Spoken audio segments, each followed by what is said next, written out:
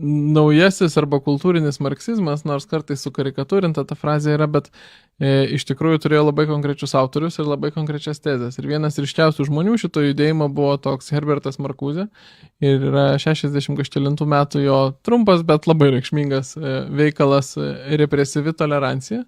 kuris iš esmės sako, kad jeigu mes leidžiam visiems požiūrėms, tiek dominuojantiems, tiek esantiems paraštėse, vienodai reikštis viešajam gyvenime, turėti vienodą statusą, tai tie, kurie dominuoja, visada ir dominuos. Ir tie, kurie paraštėse, niekada negalės iškilti. Todėl tokia tolerancija, kuri visus traktuoja vienodai ir visiems leidžia reikštis vienodai, yra iš tiesų represyvi, sako Marcuse, o tikroji tolerancija, kuri išlaisvina, jinai kaip tik užgniaužtų dominuojančius požiūrius ir suteiktų išskirtinai daug galimybių, dėmesio, eterio tam, kas yra paraštėse.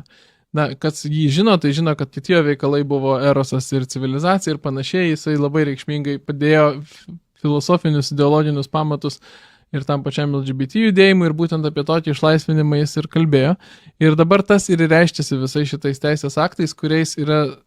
viena vertus represuojama ta visuomenės dalis, kuri bando kažką kritiškai kalbėti apie seksualinės mažumas, religinės mažumas, kokias nori mažumas, kurios, na, vyraujančiai kultūrai, pavadinkim, yra nepriimtinos, meta iššūkį ar kaip nori vadink. Ir tuo pačiu bando sukurti sąlygas toms grupėms kalbėti daugiau ir iščiau, na, ką mes matom tiesiog turbūt skaičiuodami, jeigu kas nors imtųsi tą padaryti, skaičiuodami straipsnius įvairiausiam jautriom kultūrinių karų, taip vadinamam temam, kiek kas dėmesio ir palaikymo žiniasklaidai susilaukia. Tai nors negalima visko suvesti, aišku, į vieną žmogų ir vieną veikalą, bet tai yra pati ryškiausia genezė, va ta represyvios tolerancijos esė, kuri padėjo pagrindus minčiai, kad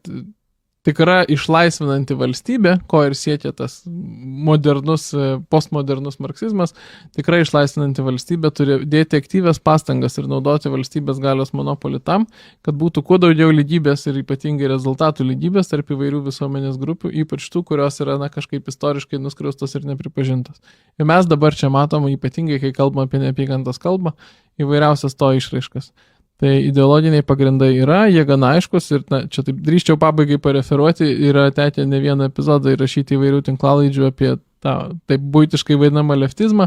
ir šitų dalykų ištakas, tai kviečiu vedant pavardę ir šitą raktinį žodį susirast, pasiieškoti ir pasiklausyti plačiau.